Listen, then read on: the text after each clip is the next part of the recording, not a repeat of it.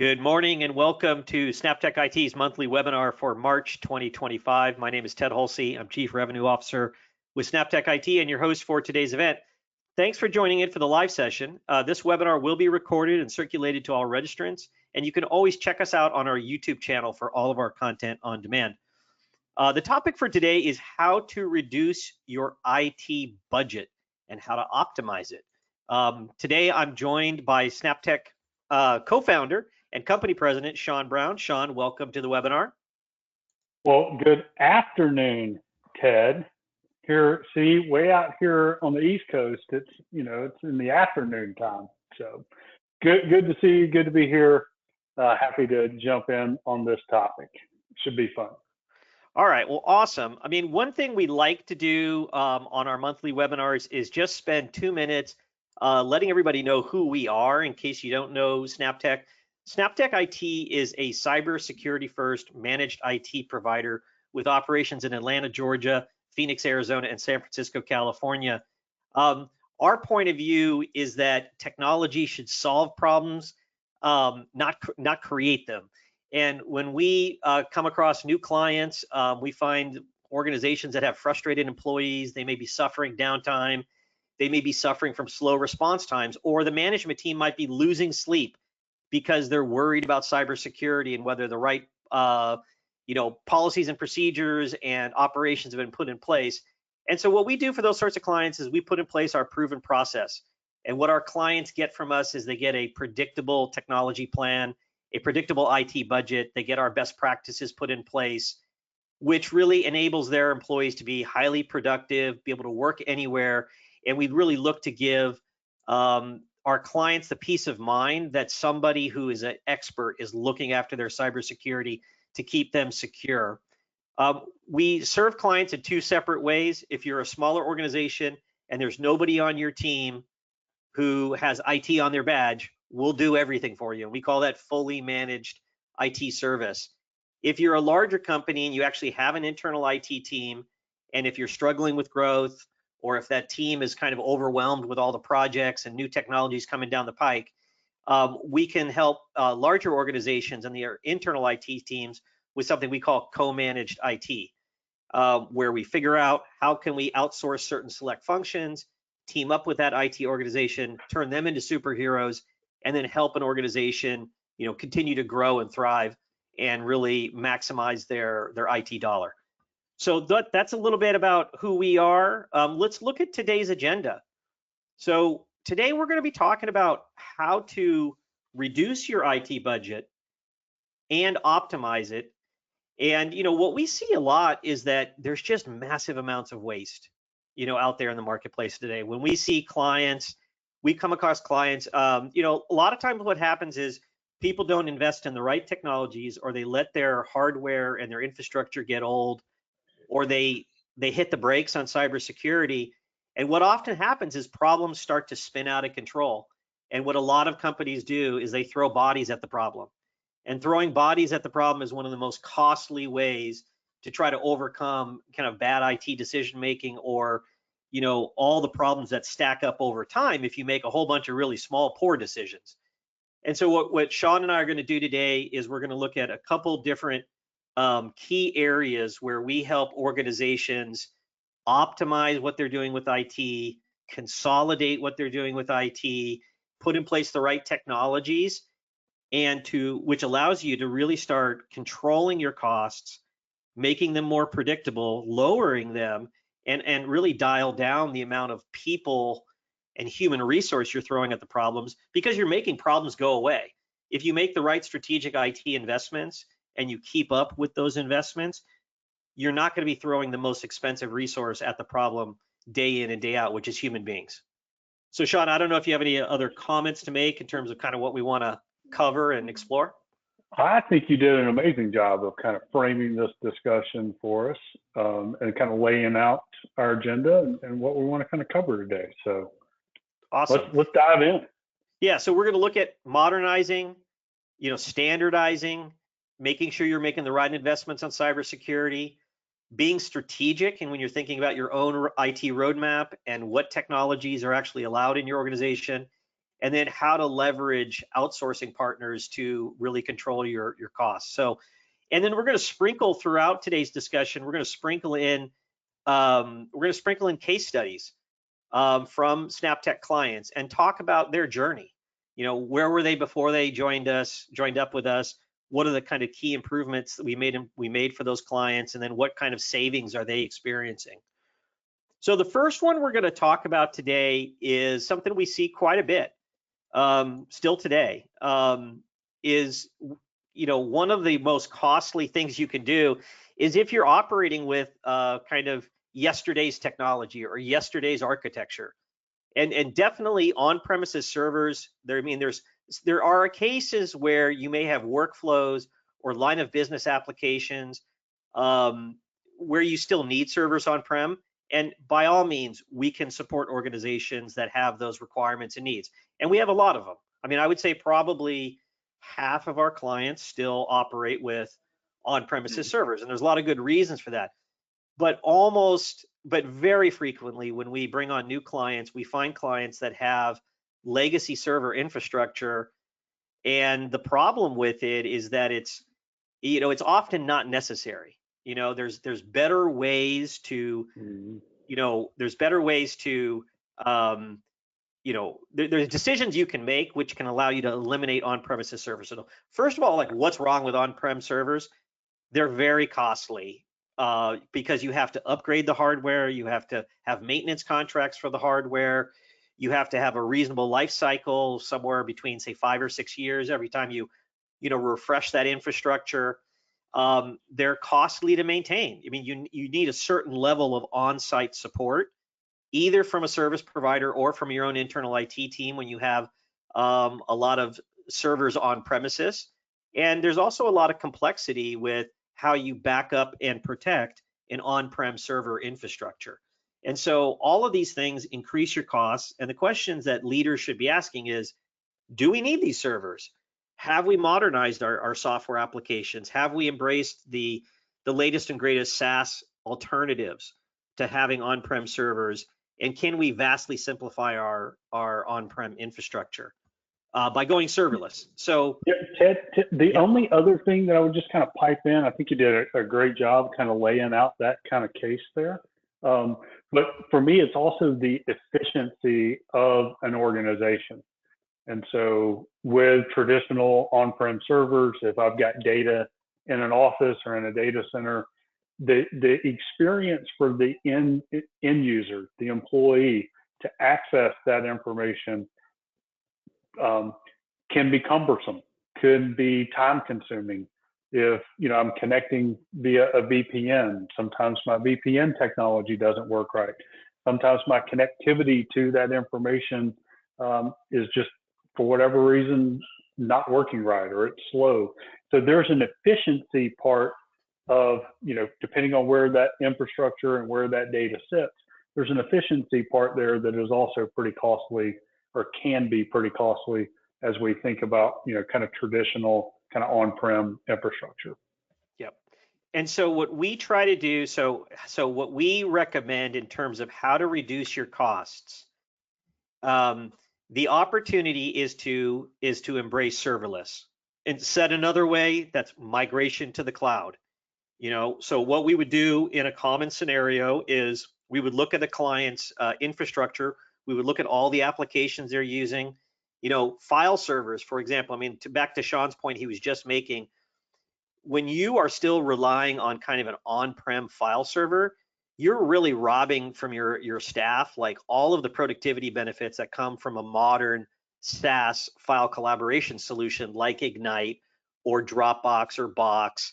I mean, any of these modern file collaboration platforms make it so your employees can access their content on their mobile phones, they can on their tablets, from anywhere in the world, and all of your content is accessible from the cloud. So what we try to do is we try to look at what your current situation is and see your line of business applications and other key on-prem applications. Can we move them to a SaaS-based version? Can we move your identity management? So when we're talking here about Active Directory, can we move that to the cloud? And now Microsoft calls that, I mean, we most commonly deploy Microsoft Entra ID for our clients in the cloud, which centralizes in the cloud identity management, which is one of the most important things you can do from a cybersecurity perspective. If you may recall, Microsoft called that Azure Active Directory for a long time. It's now called Entra ID. So we're going to move identity to the cloud. We're going to move line of business applications to common SaaS alternatives. We're going to move you from a traditional file server to something like Ignite, which is the preferred file collaboration platform we recommend. And we're going to then remove those servers. And so you're not going to have to pay those tens of thousands of dollars to upgrade those servers, pay for the maintenance contracts of them, pay all of that again after 5 or 6 years. And you're going to now do everything in the cloud, and your users are going to have a much better experience in most cases with all those line of business applications. So Sean, any additional comments to make on that experience? You already touched on a little bit, but also I believe the security gets better because we're able to do some pretty unique, cool things from a security side. When we talk about you leveraging like Entra ID and some of the Microsoft kind of platform in the cloud, there's some pretty unique and interesting like security things that we can do around conditional access, and which is basically preventing people from being able to access and log in to your information and data from other countries, as an example. So there's definitely security impacts that are on a positive side. And like we talked about, just the user experience, I can't tell you how much easier it is being able to have all of our files accessible from a mobile phone or from anywhere. I just have internet access on my laptop from anywhere in the world. Has been amazing. That's right. So let's look at a case study. So Mission to the World, this is a client of ours that's headquartered in the Atlanta metro area. They operate in 95 countries throughout the world. They're very interesting. They are a missionary organization of the Presbyterian Church of America, and they have 636 missionaries worldwide. So they have a headquarters staff, right? That's professionals that work in the organization, but then they have missionaries that they send all over the world. So they have a very unique operational challenge, which is you've got to like communicate with people worldwide and run an organization on a budget. And so, when we started working with them in 2017, they had a very traditional nonprofit type, like for a big nonprofit, like a traditional IT infrastructure. They had 11 physical servers, 112 virtual servers. They had their Microsoft Exchange still on-prem, and they had like an aging on-prem ERP system. So that's what they look like at the beginning. And then what we've been able to do over the past, 8 or 9 years is really modernize and streamline their entire operation. So Sean, you want to kind of touch on kind of what we've done for them? Yeah, and I'll just back up one, to when we first met them. They spend a tremendous amount of money, not only managing this infrastructure, but in licensing costs and doing backups of this. I mean, think about it. You're backing up 112 servers. That's a tremendous amount of backup and storage that has to be managed and maintained. I remember we put in, and this was years and years and years ago, we ended up having to put in a full room, if you will, backup device for power, and they spent $30,000 or $40,000 just in power management to be able to run this infrastructure. So it's more than just computers. You have to think about power. You have to think about internet that it took to run all of this as well. And so you kind of flip over and you can kind of see, we took them from this kind of complex environment, which I love this organization. They're such great people to work with. But we moved everything up to Entra ID with them. They're on Microsoft 365. They moved all of their collaboration and phone systems over to Zoom. They leverage Box.com for all of their file collaboration. Their ERP system, we moved them to Workday, and they're using Circle. So a ton of just transformation that happened we're able to essentially eliminate everyone. They have not a single server in their office anymore, nothing physical. They do still have a couple of virtual servers that we're running up in the cloud now for them in Azure, but the footprint now, I believe, is down to maybe 2 or 3 servers that they're using in their environment. So we basically eliminated whatever 100 servers, 109 servers out of the environment. But the user experience that they have now is so much greater than, having that many remote people trying to connect in, that many office workers trying to deal with legacy kind of on-prem environments. It's just kind of revolutionized the way that organization kind of operates, not only from a business standpoint, but from a budget and IT kind of strategy and cost standpoint as well. Yeah, I mean, and one other comment to make is that the bulk of the work we did for them in this area kind of was between, say, 2017 and 2020. And then when the pandemic hit, they were very well positioned to, go rapidly remote, they were well positioned to deal with, remote work because they had a very SaaS centric approach to all of their applications.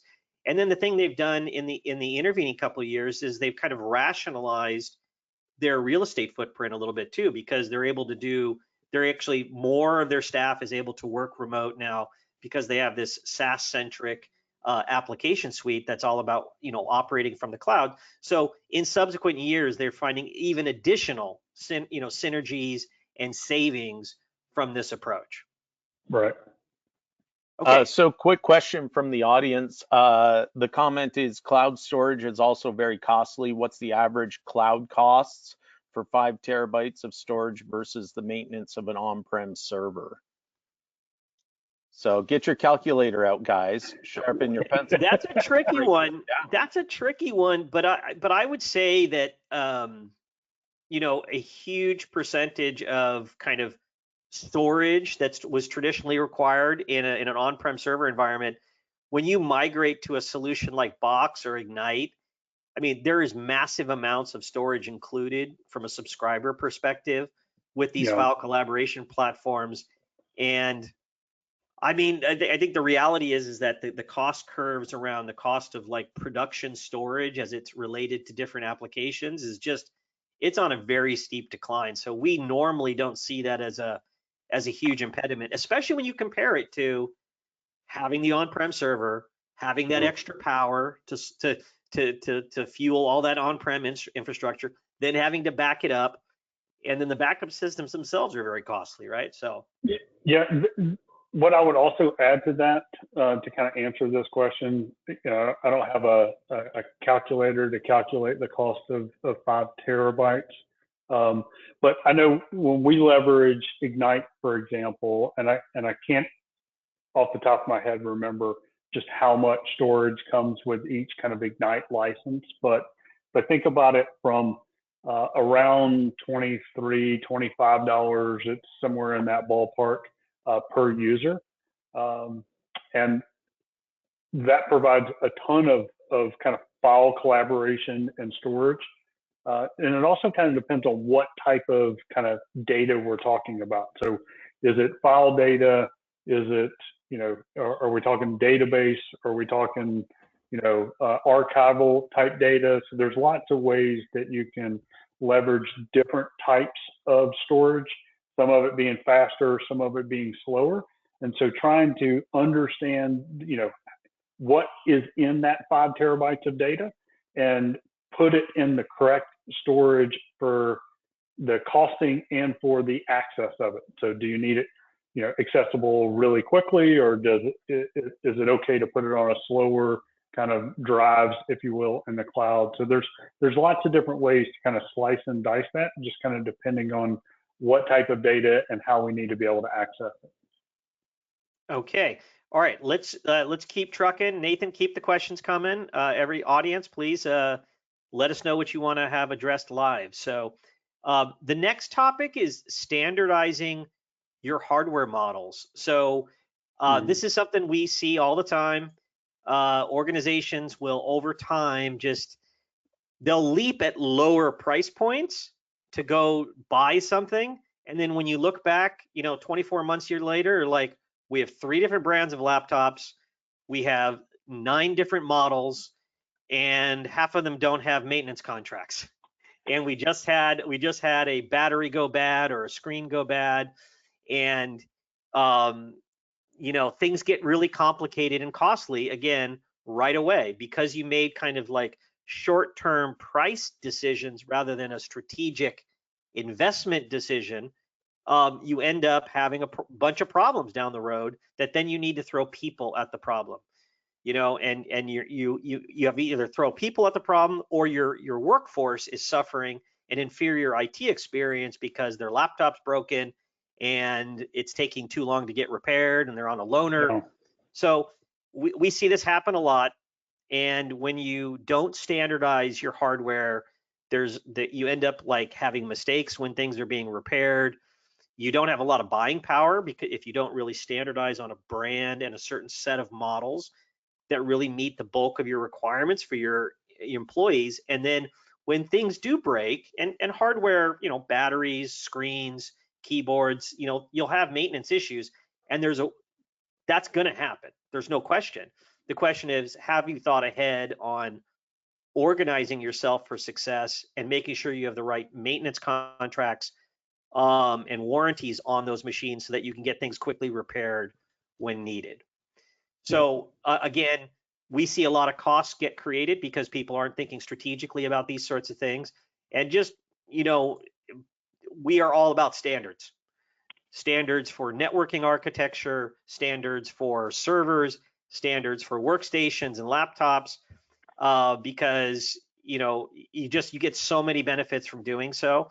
When you standardize the models, you're able to get buying economies. You also get experience in dealing with those models. You get experience with that vendor. You get experience with getting the right warranties and management contracts on those machines.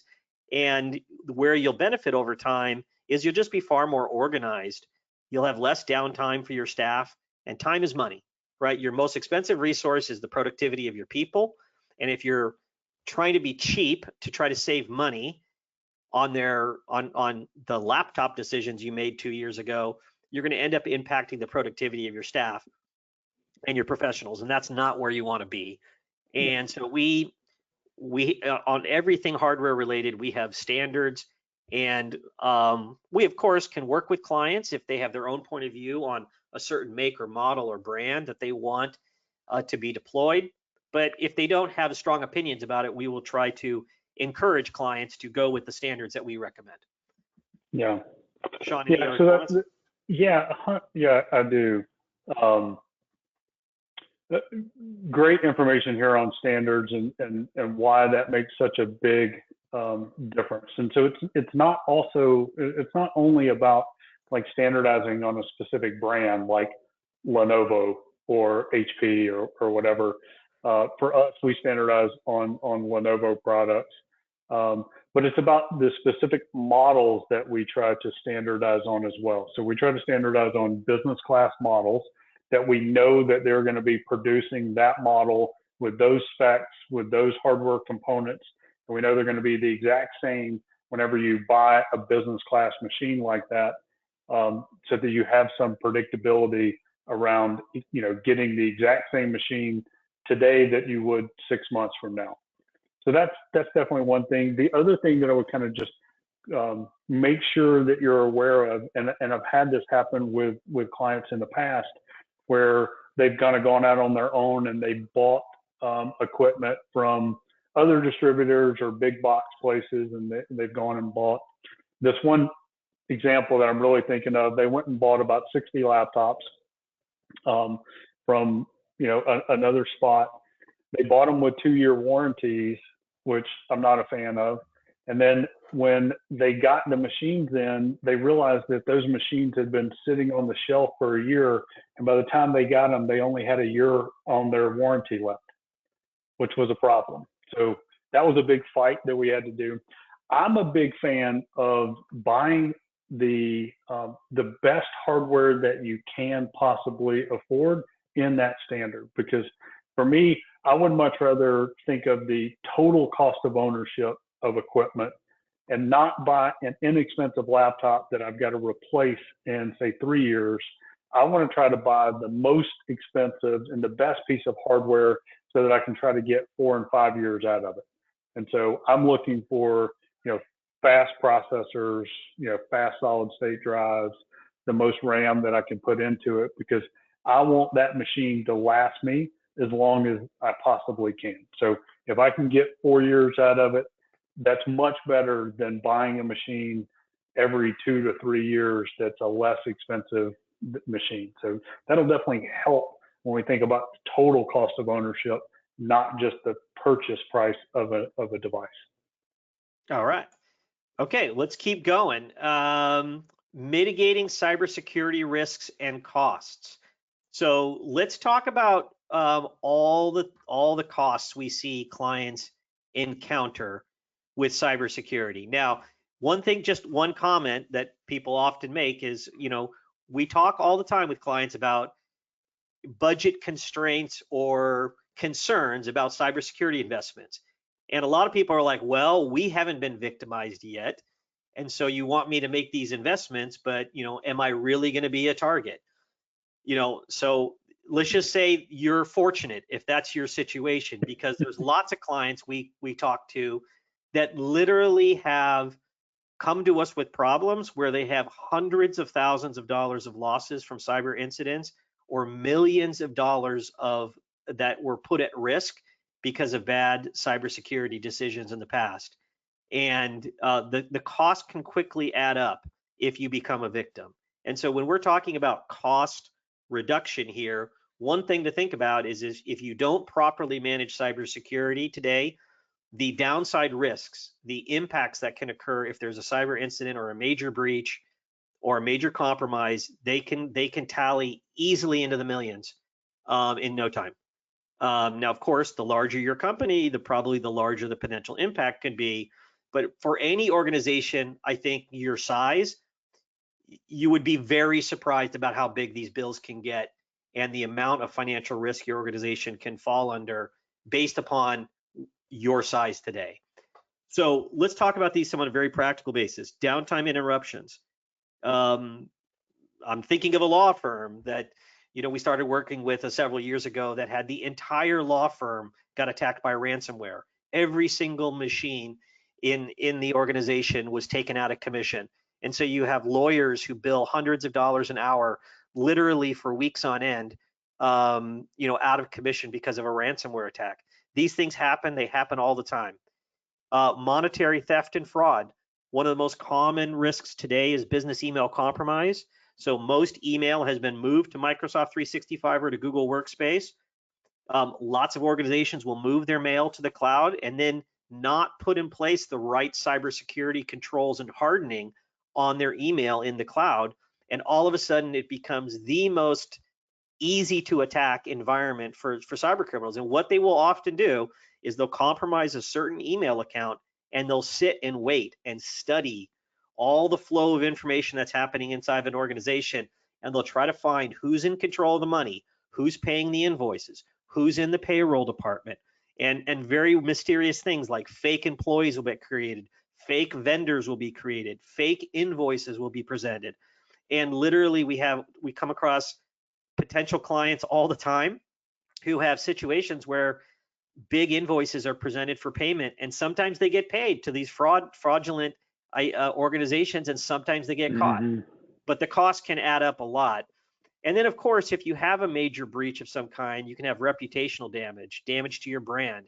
If you have to go tell all of your clients that you had a major cybersecurity incident and that you don't know how much information about their organization was stolen, that's a huge problem if you're a law firm or you're a CPA or a financial advisor or that sort of thing. So, your reputation is one of the most important assets you have in your business if you're in those industries. And then just responding to an incident, you have to bring in PR and lawyers and an incident response team and make a claim on insurance in many cases. So the cost can add up, is the reality, right? So what we want to help organizations do is mitigate those costs by being proactive and making the right investments today so that the likelihood of having an incident or a breach go down dramatically. So how do we go about doing that? Well, we take a layered approach or a defense in depth approach to cybersecurity. So we have numerous tools that we will layer together to give the client the best possible protection and cyber defense.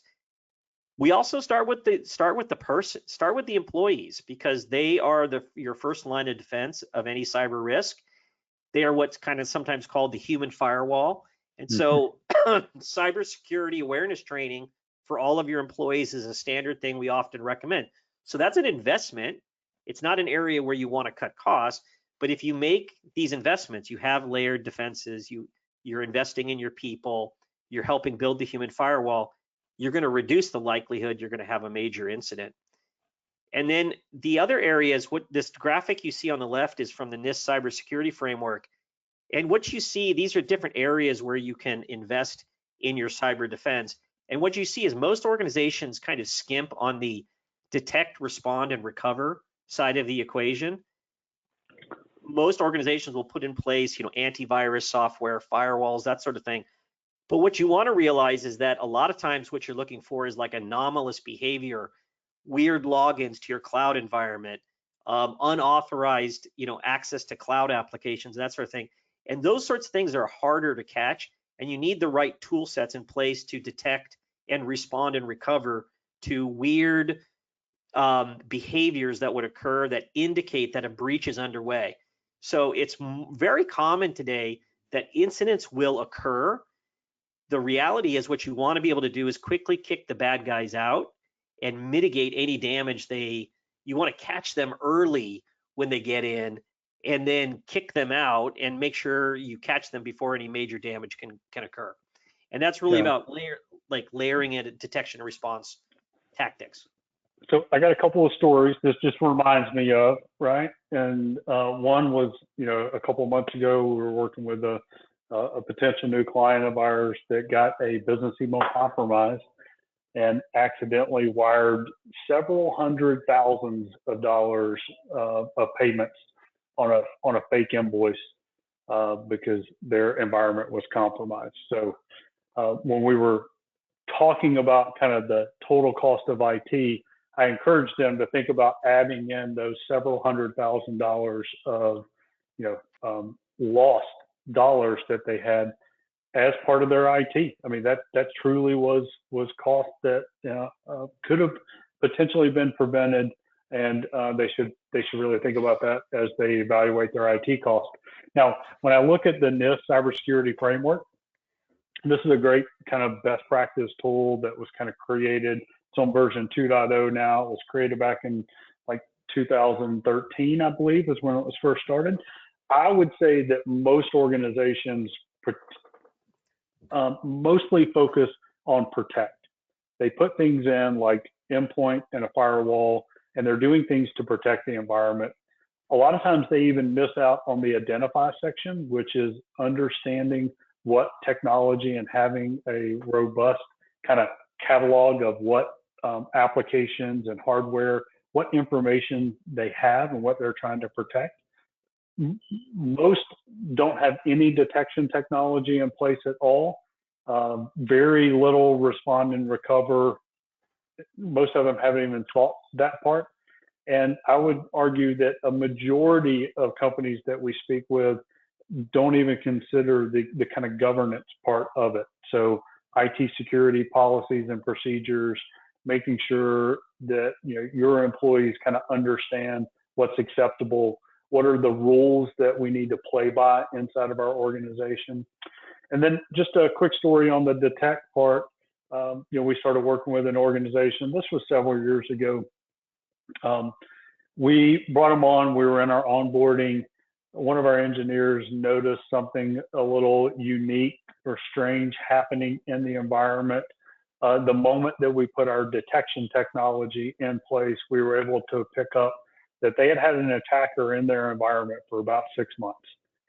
And so they had gotten in through a business email compromise and had navigated their way into the entire environment and had root kind of admin access in the entire environment. So detection technology is incredibly important to kind of mitigating and reducing kind of risk and cybersecurity risk in the environment. So, all right, awesome examples. So let's look at one more client case study. Going to keep trucking here. So Zion and Zion. So Zion and Zion is a client of ours in Phoenix, Arizona. They're a digital marketing agency.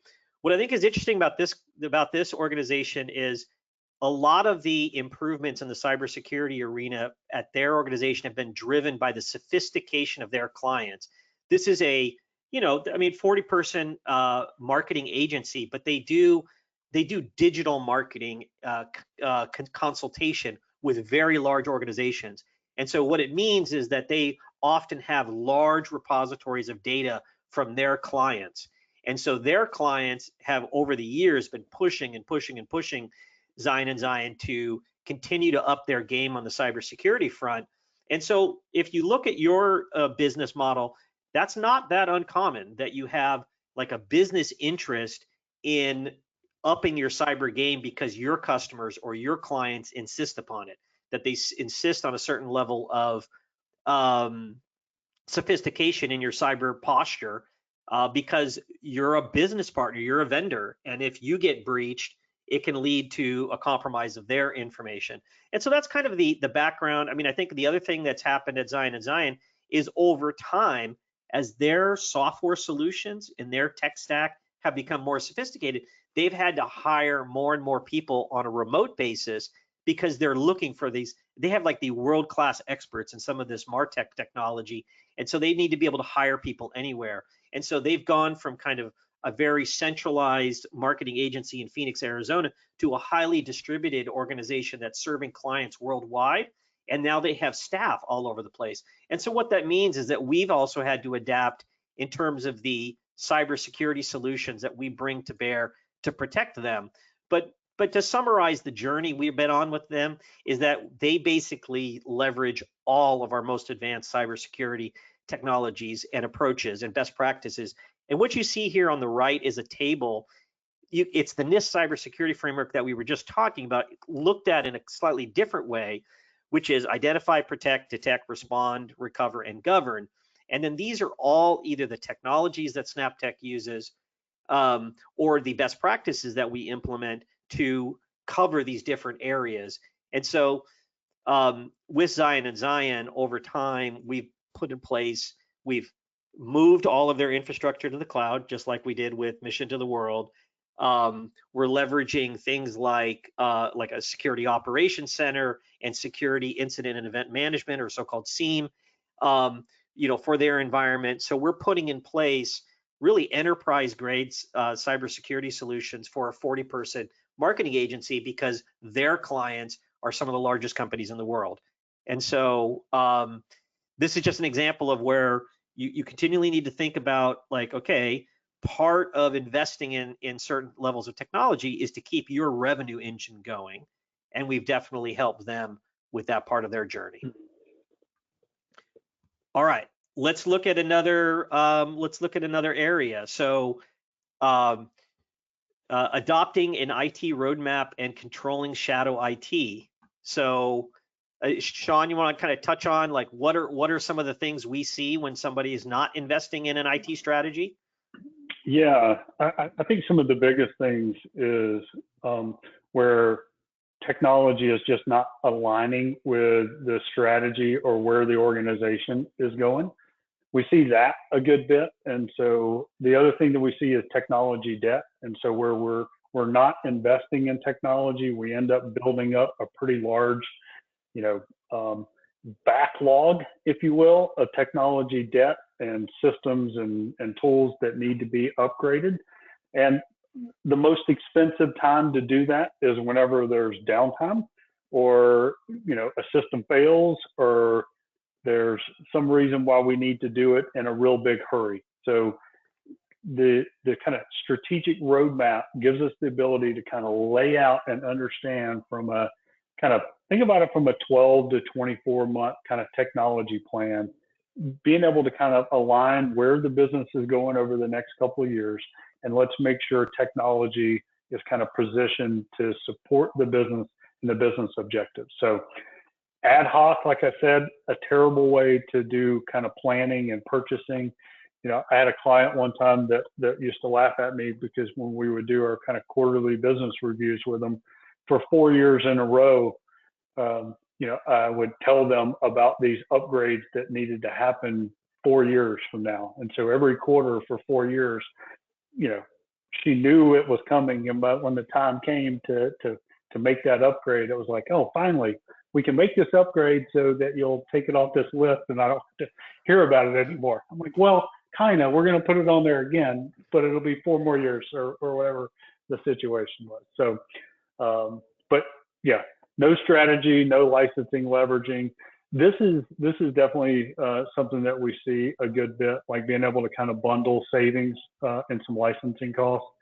And then the other risk is what we call kind of shadow IT, where, you know, I'll pick on sales and marketing maybe for a minute, where sales and marketing goes and grabs their own tool set. They may go spin up an account of Zoom when we've got Microsoft Teams already in the environment. So, you know, sales and marketing wants to use Zoom, but this other department and the rest of the organization is using Microsoft Teams. So we've got, you know, rogue tools in the environment, or they've spun up different, you know, Zoom is just one kind of example, depending on kind of what your standard is. But that's just one example of where, you know, a department in an organization goes out and procures IT tools that may not have been vetted, that may not work exactly the way they need to inside the organization, or where we're paying for multiple, you know, applications that are kind of doing the same thing. So when we talk about kind of adopting a strategic IT roadmap, you know, just assessing your current environment, understanding what kind of systems and tools are there. We talked a little bit about hardware and getting on the same, but this strategic roadmap kind of plays in line with that too.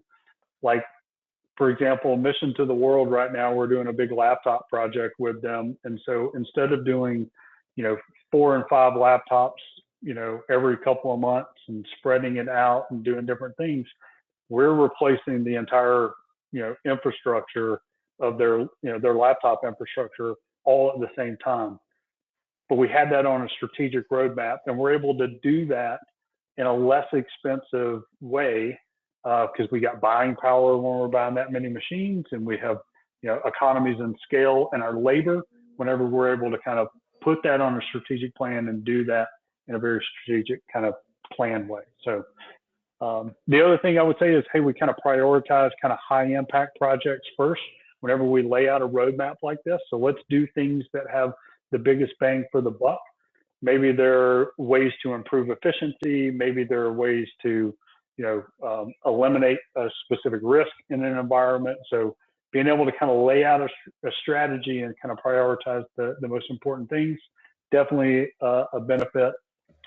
And then when we kind of talk about shadow IT, again, I already kind of touched on this a little bit, but just kind of trying to find and identify those kind of unauthorized applications that may be running in an environment. We, you know, I'm kind of finding a couple of things like this in our environment where we had spun up and we're using a certain tool and someone was using it for a while and they're no longer using it, but it was on a credit card and just nobody ever canceled it. And so we do this as well. We kind of go through and look at ours, making sure that we don't have kind of, you know, random tools that people have bought that we're testing and just kind of forgot. But I think that's definitely an important piece of it as well. And then also, you never know, some of these tools could not be maintained, they couldn't be patched. And so that increases your security risk and vulnerabilities in an environment, especially if IT doesn't know about a specific tool. How do we know it's being patched, backed up, maintained, whatever the situation is for that specific tool?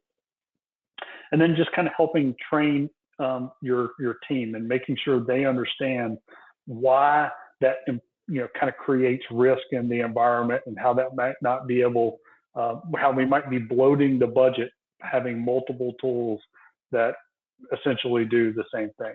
So How about that? Any other comments or questions for Yeah, that? I mean, I would say I mean, what we often see with new clients is that these problems can add up over time, and we come across clients all the time that have they just have layers of software investments that they're making, that many of which are just completely redundant, especially in the cybersecurity arena. So a big part of the job we come in and help with in terms of reducing costs is going, look, if we standardize on this particular set of Microsoft technologies, we can eliminate the Barracuda email filter.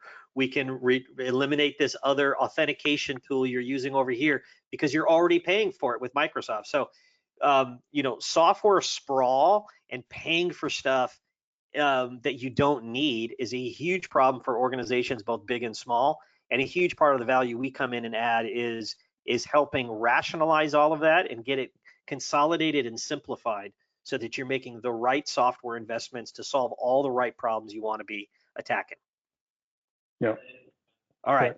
That's a good segue into working with an outsourced partner.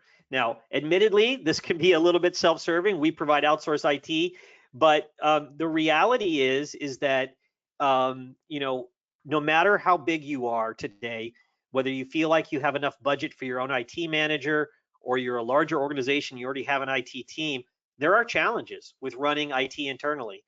IT talent is costly. It's hard to find people. If you're a smaller organization, if you only have, say, one IT manager, like it's really hard for that one person to be able to know how to operate the 15 different cybersecurity solutions you actually should be deploying and using. So it's really hard to match like the technical depth you would get from working with an outside partner. And what if that one person leaves? You know, you're immediately in kind of a knowledge deficit if you're not able to hold on to that IT person. And then, you know, what we often see is that because the amount of expertise is so challenging, the rate of change it seems to be always increasing. You necessarily end up in these situations where you're not doing enough, especially in the cybersecurity arena, where there's new technologies that are available that can really solve major problems in your cyber posture. But if you have a very small team internally or just one person, it's really hard to keep up with all of that. So managing IT internally can be challenging. And what we try to do is outsourcing is an opportunity to tap into a larger team, tap into a team that has really broad expertise, that has all the certifications, that has the knowledge to be able to go deep in certain areas. So in our organization, we've got, you know, service desk analysts, like tier 1 people. We've got tier 2, tier 3. We've got subject matter experts, people who go super deep on certain software solutions or certain technology areas or certain cybersecurity solutions. And that is a huge advantage where when you partner with an outsourcing partner like an MSP, like SnapTech, is you're able to tap into that deep bench and tap into all that expertise without having to spend an arm and a leg to, you know, have those people on your own staff. And then in the case of co-managed, it's just, you know, one of the big challenges large organizations face is kind of the unpredictability of IT costs. And if you're able to bring in an outsourced partner, pick a certain set of functions that you want to outsource, you're able to get predictability into your budget without having to rely on hiring people on your own payroll. And that gets you a lot of predictability in terms of controlling your IT costs. So we talked a lot about in the rest of today's discussion on doing things the right way. But you know, the question is, how do you do things the right way at the right price point, right? At the right cost level. And certainly outsourcing is one opportunity. You have to control your budget, get predictability back in there, to have some flexibility to deal with the relatively unpredictable world we all face in the business world today. And so our outsourcing is a great way to control your IT budget and costs. Let's go to our last case study. So ERG Aerospace, and let me tell you a little bit about ERG. So they are a defense contractor. So they're a manufacturer. Like the main thing they make is these foams that go into all sorts of satellites. So very specialized manufacturer. When they partnered with us, they were running IT exclusively internally. and they were growing really quickly. And so they were growing, they were only internal IT, and if you're following what's happening with the Pentagon and defense contracting, the Pentagon continues to raise the bar on defense contractors in terms of their level of cybersecurity requirements. And so they have a very tough compliance environment as well.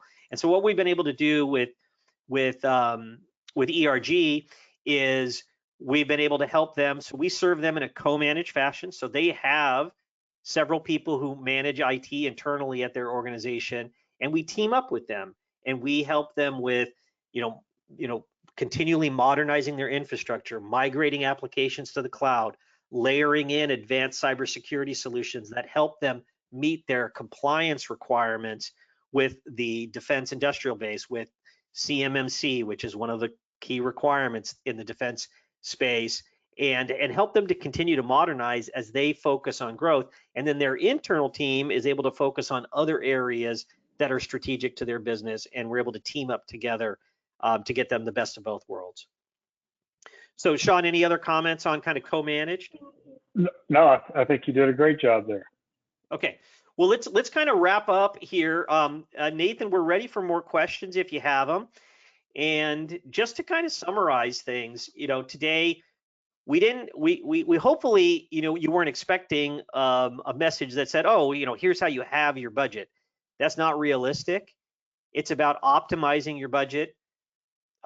It's about spending in the right areas and really tackling the most important challenges, right? So you want to keep your people productive. You want to make sure you're managing your risks and really looking around all those corners and making sure you're making the right cybersecurity investments, because the cost that can hit you and blindside you from a cybersecurity incident can be really large. But you also want to just keep your laser focused on eliminating waste and driving efficiency, and not throwing human beings, not throwing people at problems that you can solve in a lot of other ways that we explored today, but also, uncover those risks, make sure you're building an organization that's super resilient. So it means all of this requires a lot more planning, a lot more expertise, a lot more sophistication. And so, a lot of organizations, it's just about like, hey, we've got to raise the bar in terms of our planning, our professionalism, how far we're looking out to make wiser, better decisions so that you're just maximizing every dollar you put into IT. So with that, let's just a couple opportunities to spend time with us. We are hosting a Microsoft Copilot Lunch and Learn in Phoenix tomorrow from next week, Tuesday of next week from 12 to 1:30. So if you're in the Phoenix market, you can snap that QR code with your phone and immediately register. So we're spending a lot of time talking with clients about AI technology. It's a whole other topic, but very close to this whole topic around efficiency and productivity. We'll be doing hands-on Microsoft Copilot workshops in the month of April in Alpharetta, Georgia, San Francisco, California, and Scottsdale.